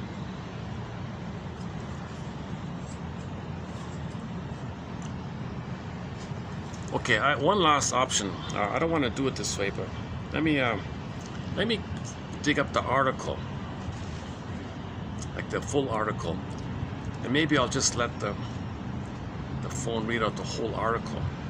The article is called Paternal Roots of Female Character Development. So what I just read came from this article. Yeah. Okay. This one here. Paternal Roots of Female Character Development. 1965 article. How many pages is it? 1, 2, 3, 4, 5, 6, 7, 8, 9, 10, 11, 12, 13, 14, 15, 16, 17, 16. It's 16 pages, eh?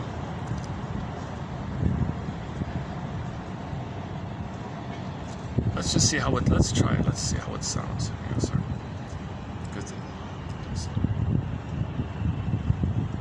Is there a speed thing here? Can I speed it up here?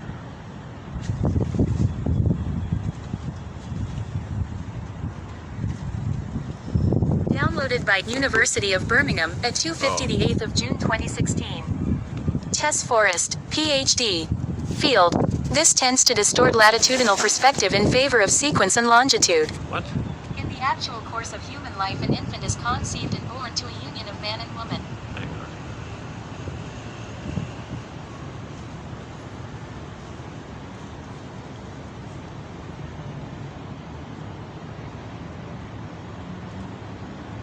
Paternal roots of female character development.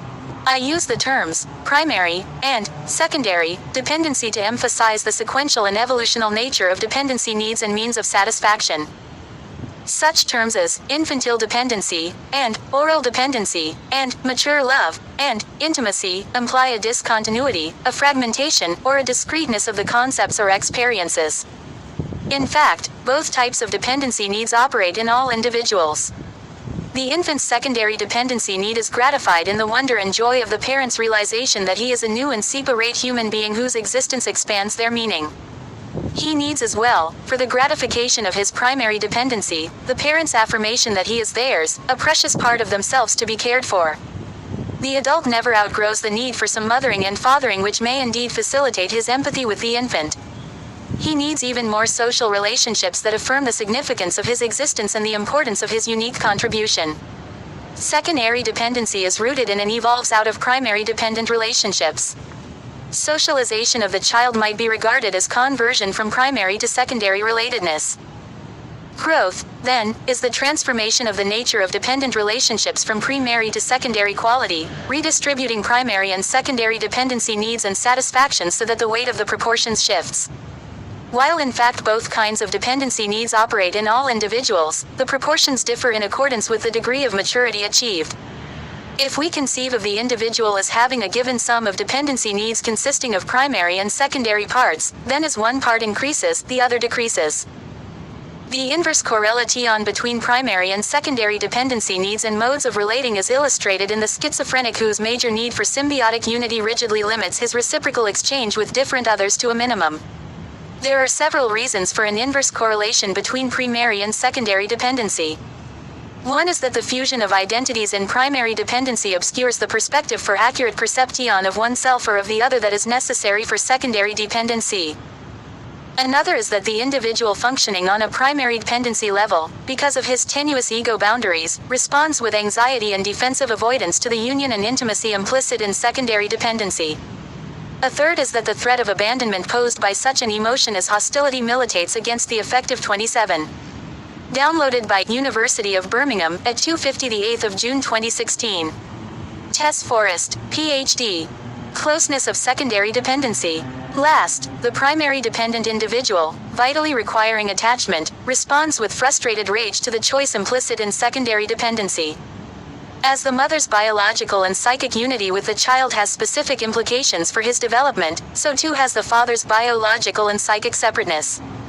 The father is the first stranger, the first representative of the outside world, the first possibility of a secondary dependent relationship with a separate other. Strindberg's The Father dramatizes the implications of the father's biological separateness.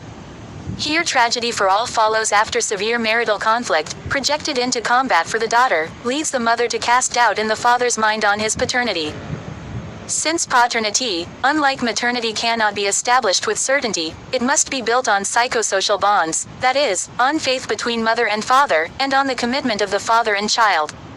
In the absence of connection between father and child, this paternal commitment becomes imperative. Paternal affirmation as father's giving is an act of will, and claiming is an act of love and confirmation. It is an avowal of mutual belonging, a demonstration of psychosocial union. There is then the child's sense of his existence being chosen, given, and needed, and of choosing, belonging, and giving for satisfaction of social and emotional needs separate from and beyond biological survival.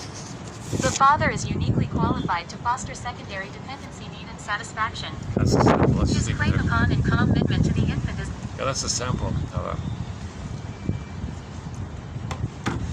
Yeah.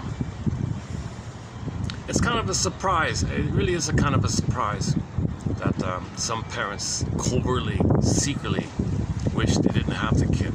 Right? The kid feels this, shut in, emotional abandonment, exile, right? Vital self, right? Can't develop, primary needs not met. Now he plays a role like that, fits into the system. He's got to live, he's got to grow up with the role of being a rejected one, while the parents keep their collusion. This stuff like that, right? Okay, there's a battery. Okay, maybe 10 minutes. Okay, the next time my phone buzzes, I gotta turn it off. I have to close this before the battery shuts out, otherwise I lose the whole video kind of thing. Son of a gun, the rare oh man. What time is it? What time is it here? 4:30? Oh, son of a gun.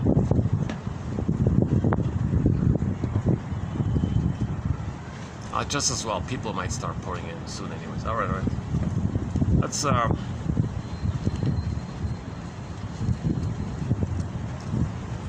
Let's pick a song here. Let's pick one of our new songs here. One of our newly added songs to our soundtrack.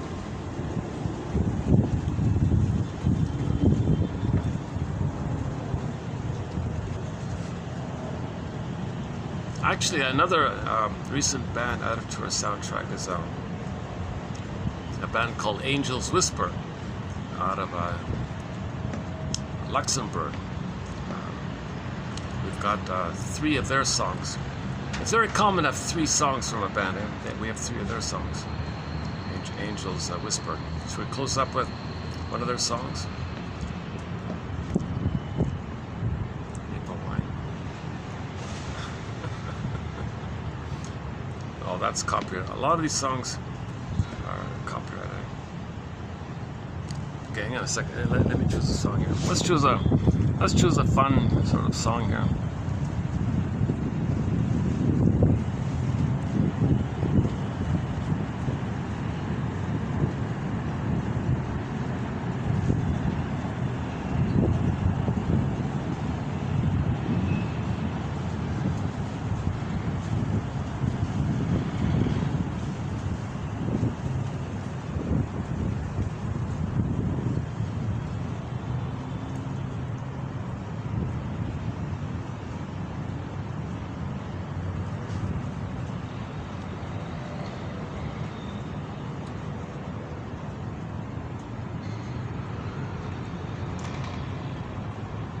Okay, let's play Nyanka Bell. Okay, I'll close it up with Miss Nyanka Bell from the Ivory Coast. Which one shall we choose here? Atula. Let's try the Atula one. I forgot how that went. No, let's do this one here. The China Neri. A song called China Neri.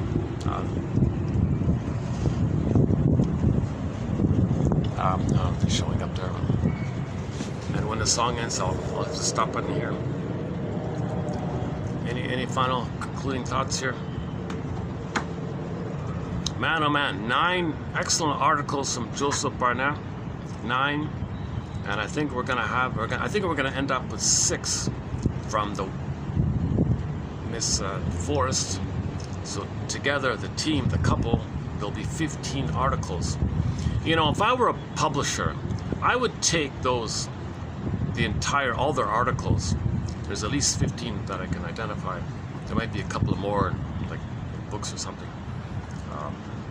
I would take the core 15 articles up to 2 and bundle them up into a book.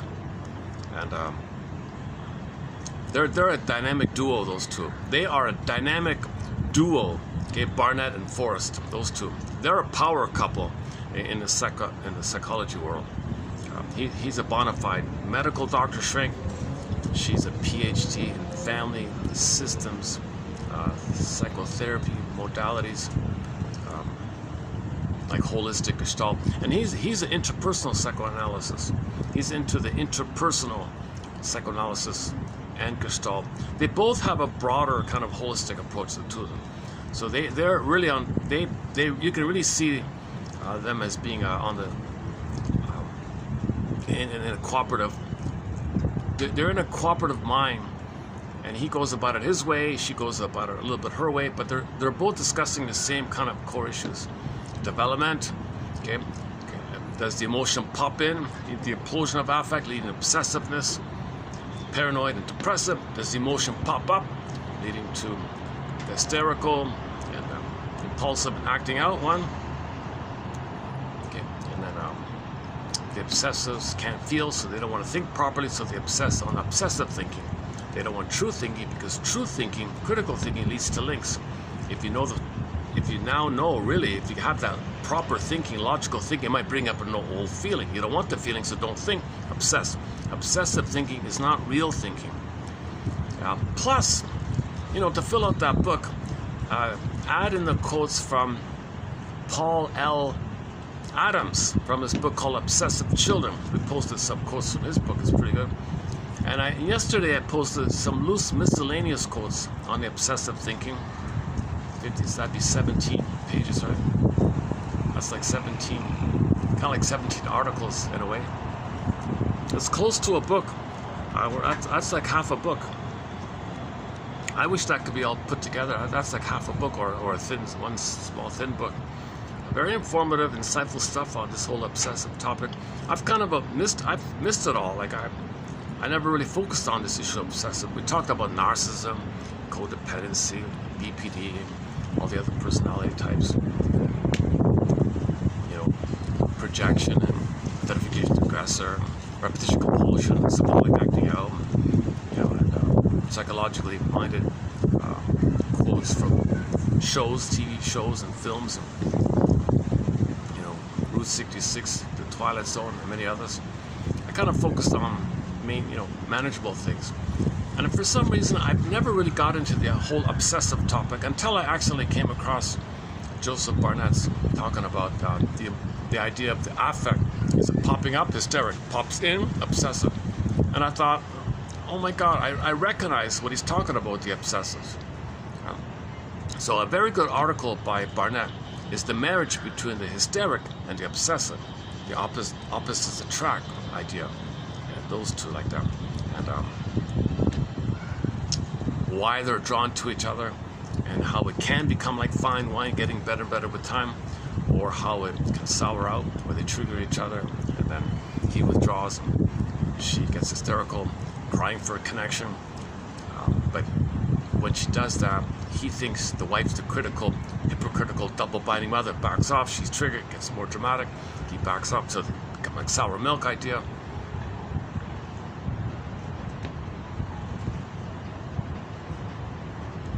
And then the first article by Forrest is about two obsessives getting married. What about two obsessives? Like attracts like. What about if two, pedantic OCD perfectionists get married? Whoa. Okay, there's a real darker kind of tone to it, I think.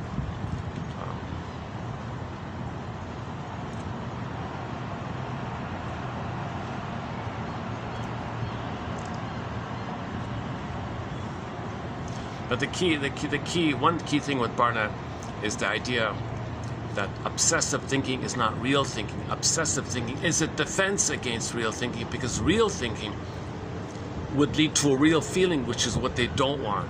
The way not to feel is don't think with links and context and critical thinking and questioning and broader. So obsessives cannot see the forest for the trees. They don't want to see the forest. They can't make inferences. They can't even tell you the main idea of something. Oh, there's the broad message of something. All right. Okay, I've got like barely a couple of minutes here. Okay, let's play our song here. Okay, on second thought, let's play a short song here. What was that? Oh no. Oh, okay. Let's play a short song. Let me play a shorter song. Hang on. Let's play, we do have a few short songs. Hang on.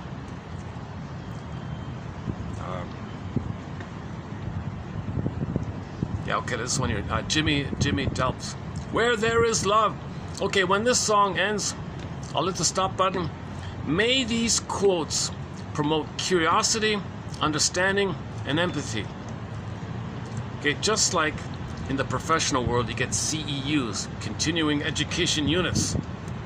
Well, here in 1001 Windmills of the Mind, okay, you can get CEUs directly. If you feel curiosity, empathy, and understanding, you can get your own. You can assign for yourself, give to yourself your own CEUs, your own, by getting curiosity. See if you can be interested in something here, finding curiosity, leading towards empathy and understanding. CEUs or CUEs. And I'll see you in the next video. Thanks very much. Thanks very much. We'll continue on the work of Miss Forrest in the next video. And we'll add some new songs to our soundtrack. Okay, once again, thanks very much. May these quotes inspire curiosity and more curiosity, leading to both empathy and understanding. And I'll see you in the next video.